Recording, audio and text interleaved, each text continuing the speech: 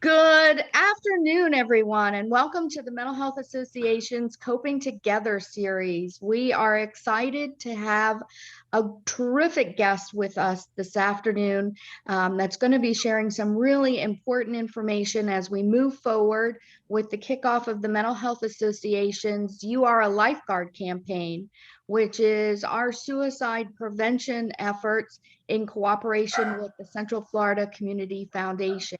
So please join me in helping to welcome Tracey and her pet I hear in the background. So that's a perfect way to get us going with a great send off. He's excited. But Tracey, please introduce yourself to our audience and our community this morning and we'll move forward. Thanks. My name is Tracey Choroco. I have been working in suicide prevention for the last 11 years or so. My day job is Director of Communications at Orlando Health Foundation. And in a volunteer role, I am the board chair of the Central Florida chapter for American Foundation for Suicide Prevention. So I'm really happy to be here today. Our missions align so much, and we're both fighting the stigma of mental health and trying to make sure that those in our community have access to care. That's terrific. Let's share a little bit about how you became involved with the suicide prevention chapter here in Central Florida. And then we'll move forward and talk about how those values align with the Mental Health Association, and talk a little bit further as we move on to in the series this afternoon about some important information that we want to share. Sure. So in 2011, I lost a close high school friend to suicide. And I really, like most people, like his family and everyone that has lost someone to suicide, just felt devastated and confused. There's a lot of extra stigma that goes along when you lose someone to suicide. And it was just really hard to navigate that. And I felt like I wanted to do something. To think that someone is so depressed, so ashamed, so down, and feels like there's nowhere to turn and nothing to live for, just imagining that he was feeling that way and that the people around him didn't even know, the people closest to him didn't know, was very hard to wrap my mind around. And that's pretty common amongst yes. People that are deemed survivors. Absolutely. As a sense. Yeah, so the more I learned, I definitely learned that's very common. Most people that I know that are survivors of suicide loss, meaning they've lost someone close to them, I think there's an extra level of like shame that they carry around because they feel like, how did I not know? But everyone's feeling that, that's just not something that they can take on and blame themselves for.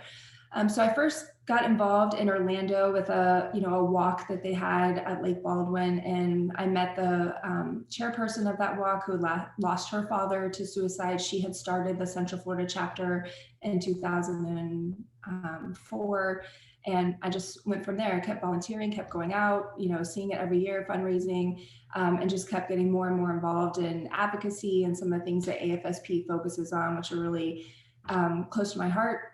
Really want to reduce the stigma around mental health, something that I've suffered with on my own as well, with some anxiety and depression growing up. So just try to talk about it as much as I can to remove that stigma for others and work alongside AFSP and organizations like yours to keep getting the word out and just keep fighting to save lives.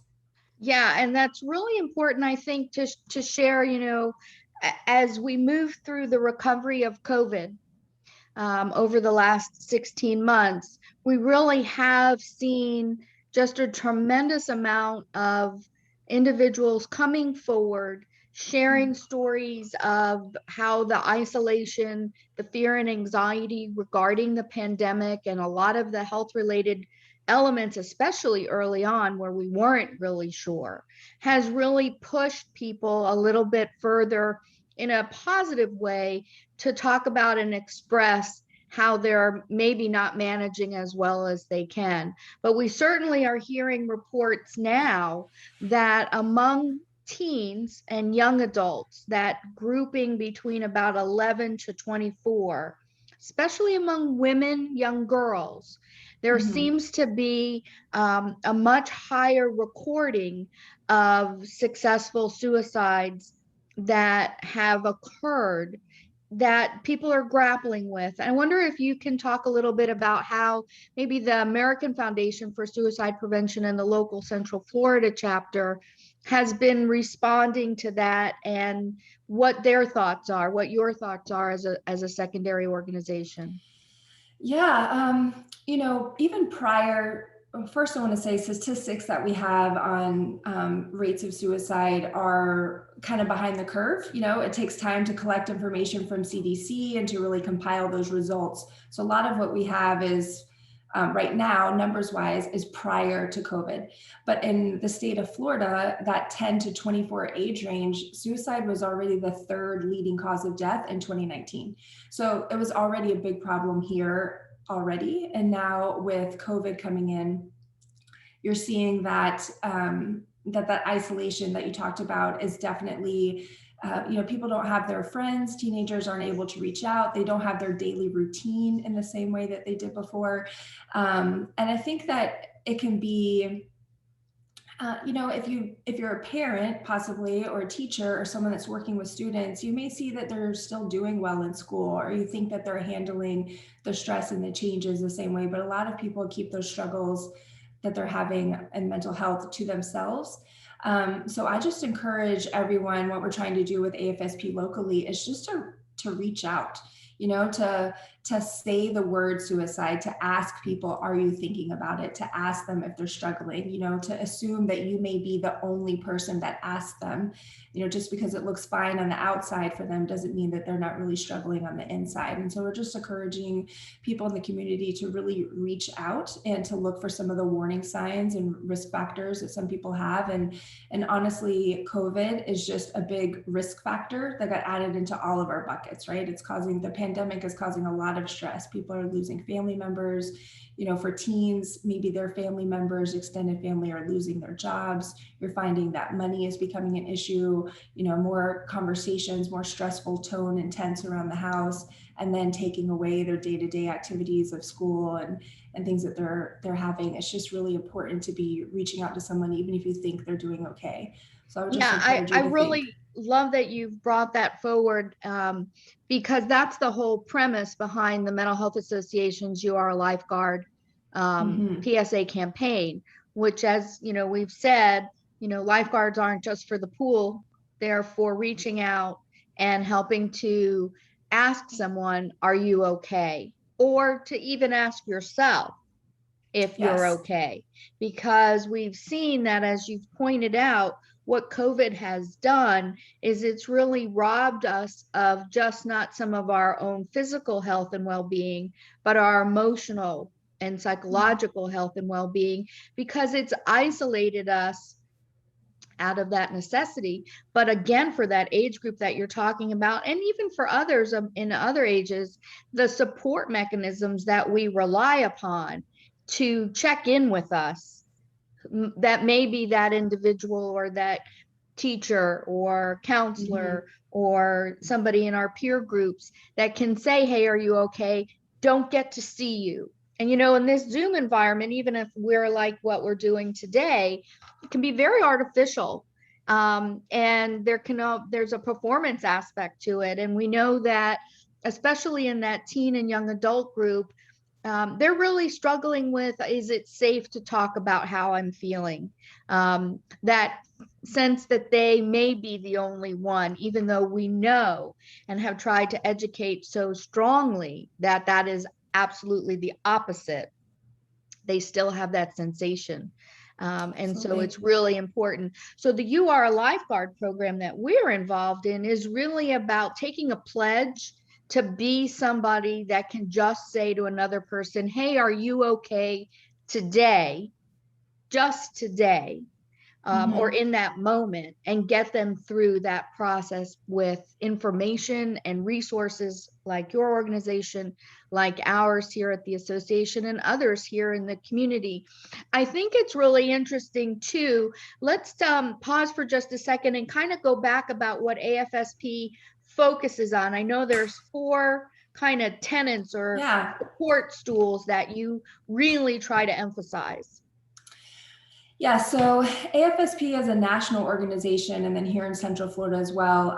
The funds we raise and the things that we focus on are really centered around four main things. So one of those is advocacy. So we're working with federal and state legislatures to make sure that mental health, parity of laws and health insurance and other things are on par with physical health. And we're also working to bring the 988 suicide prevention lifeline to all states, so that if you dial 988, you would reach the suicide prevention lifeline in the same way you would dial 911 for a physical emergency. You could dial 988 for a mental health emergency. Is there a way for our community that's with us today, and then maybe we'll be viewing this, how do they get in support of some of the advocacy issues like that 988 promotion? Yeah, if you go to afsp.org /Central Florida, you can find a way to sign up to be an advocate, and you'll be notified when something is happening at your state level and local level that's going to impact. And one of the main things we're working on right now is that 988 line. So they'll encourage you to reach out to your state and local legislatures and make sure that they know that the funding is important. So yes, it's one thing to create the 988 number and system, and the federal government has said, yes, we're going to move towards that. However, there's a lot of back-end support that needs to come in, a structure so that they can handle the calls, so that crisis centers are well stocked, have volunteers, have the right technology. So there's still a lot of funding that will need to go into that, and making sure that you're reaching out to your representatives and letting them know that that's important to this community. So afsp.org /advocacy will get you there. Great. So the other three that are really your key focuses are education and support. And a lot of that is support for lost survivors, those that have lost someone directly to suicide, as well as research. So our national office takes a lot of funds and puts that towards research to make sure that professors and physicians and people throughout the United States are working on what are the best ways to prevent suicide, what are things that are going to make the biggest difference. And through some of that research and public health studies, they have aligned 4 key areas that they feel will be the best to reduce the rate of suicide. And they're working to reduce the rate 20% by 2025, which is going to be coming up faster than we realize. So that a big push there is firearms. 51% of suicides occur with a firearm. So we're really looking into firearms. Also correction settings. The #1 cause of death in a correction settings is suicide, and has been ticking up in the last few years. So we're focusing with correction leaders and systems to focus in on mental health and suicide prevention. Also emergency departments. We have found that 39% of people that take their own life, or at least make an attempt, visited an emergency room within the last year prior to their attempt or death.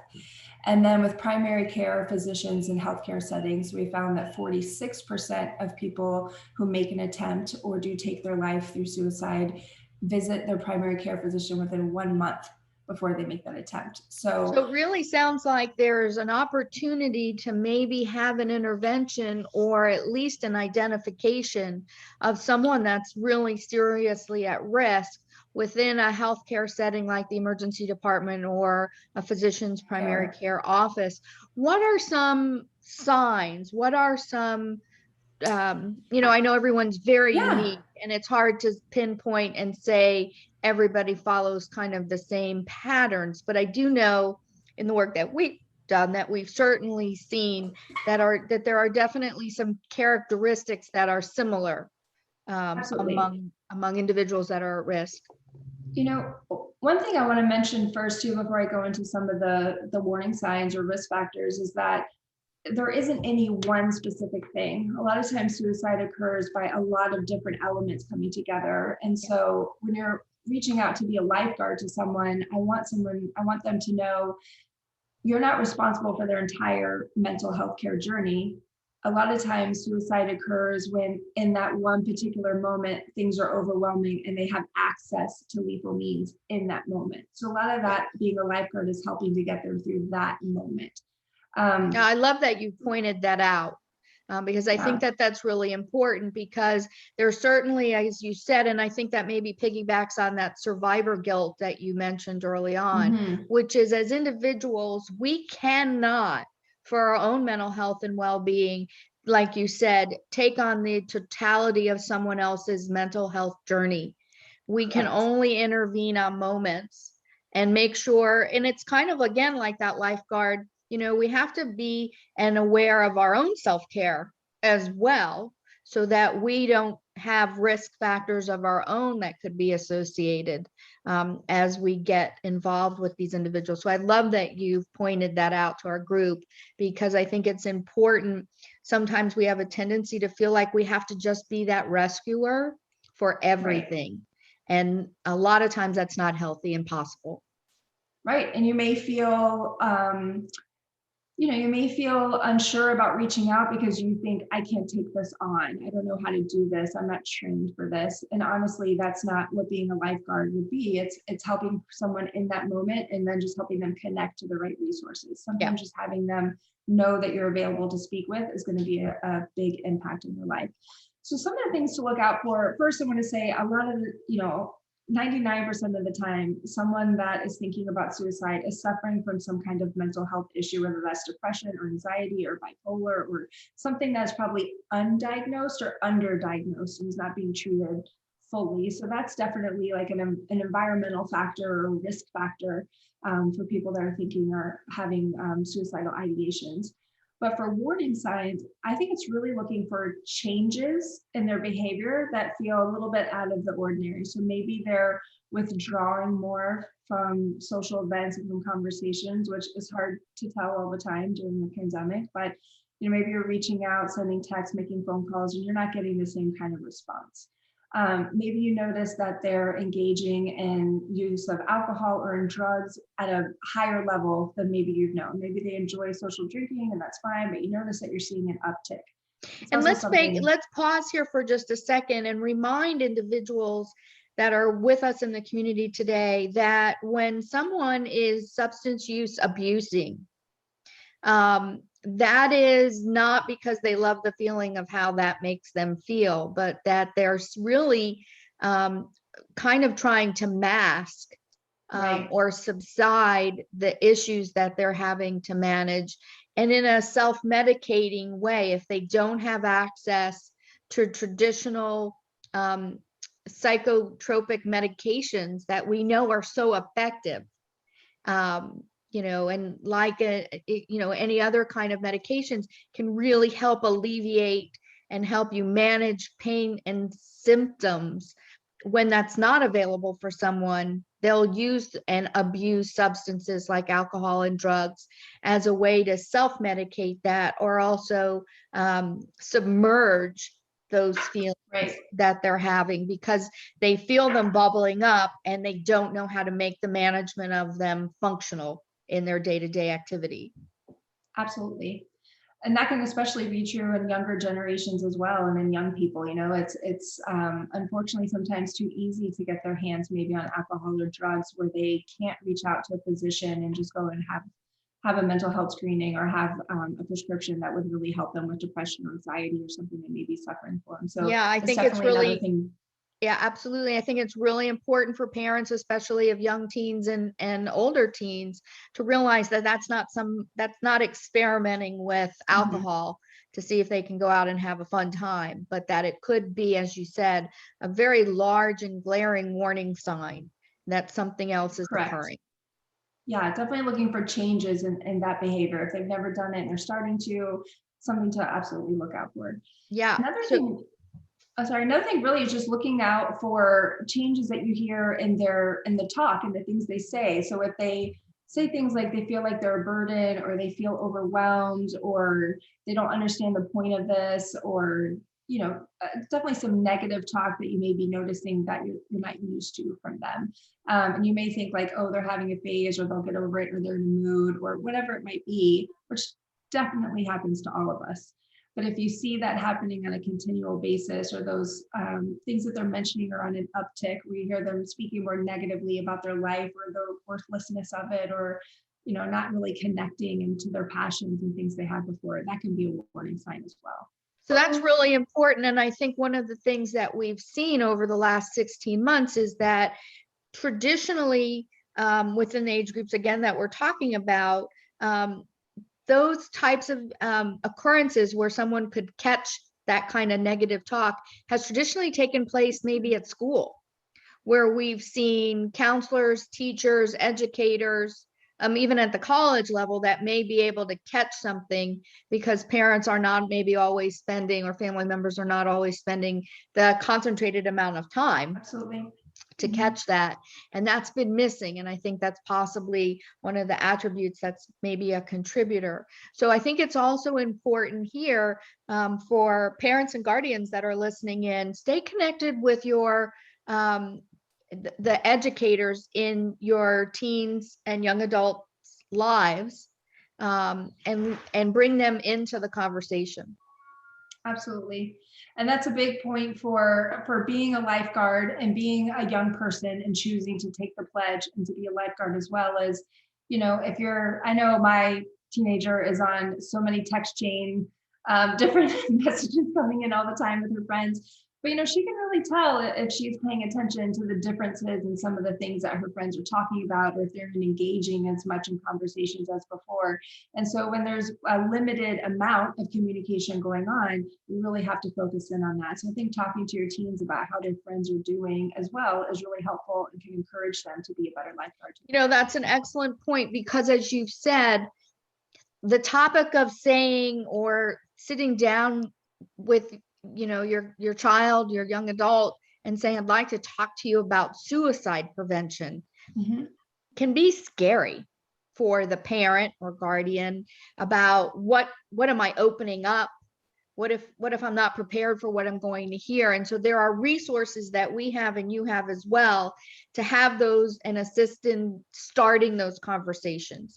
And there are a lot of support groups in the community for individuals to have that. But don't be afraid, I think, as part of the conversation as a parent, to start the conversation, because I also am a mom of a young teen. And what's been the most surprising as she's gotten older is just how much she does know that I didn't realize. Because when we were that age, we did not have social media, and we didn't have the same digital experiences and communication connections that we have now. I remember when I turned 16, I got my first phone in my room. And that was such a big deal, which kind of maybe dates me, which is okay. But now kids are getting iPhones at 10, 11, 12, 13 years old that are connecting them to a superhighway of information and connectivity that we didn't really understand or know in any way. So their learning and their maturation has been accelerated far beyond what I think we even realize. Yes. And we need to be aware of that. I was gonna say two things. I don't have those stats in front of me now. Maybe I can post them later in the chat, but there's a huge correlation between when social media became available and suicide rates went up. In Really? teens. So definitely to look for that, and I'll look for that information so that I can share it. But also about speaking to your children or other youth about suicide, it is important to mention that, like, asking about suicide and saying the word, to say the word is very important, and it doesn't put the idea in anyone's mind that wasn't there before. I think sometimes people can be afraid of reaching out to teens or to the older age range to say, like, well, if I ask them about it, then are they going to start thinking about it more? And I think that's a great mythbuster that you've just pointed out. There's a lot of myths and misinformation surrounding this topic. And I think that's been part of the stigma and also part of the difficulty in intervening. And I love that you've just pointed that out. Yes, I think it's important. I remember being in some trainings before where they'd have us turn to the person with us and say, are you thinking of suicide? Just to practice the words, just to say it out loud. And even though I work, in this field, I've been volunteering for a long time, sitting across from someone and saying, are you thinking of suicide, still felt very strange. So, hey, practice in the mirror before you speak to your teen, just get it out, make sure it comes out easy without any kind of shame or stigma talking, to your own teen or child about it. So yeah, definitely just asking. Excellent. So we've talked a lot about in the in the teen grouping, but the young adult also, that 18 to 24, 25 is also really vulnerable as well. Maybe even more now than they previously would have, because their educational experiences have also been interrupted. You know, that's the point where we see them go off to college or maybe come out of college and go into their first career or job. And all of that has been really tremendously heavily impacted as well. So what can we say a little bit to the audience that might be looking at a little bit of an older group about how to discuss or talk with them? You know, a lot of the tenets I really believe are still the same, especially if you're looking for warning signs and someone is looking for those changes in their behavior, to feel that they're maybe coming across as more depressed or withdrawn or using substances more often than they would have been, is still the same ways to look at in that older age range.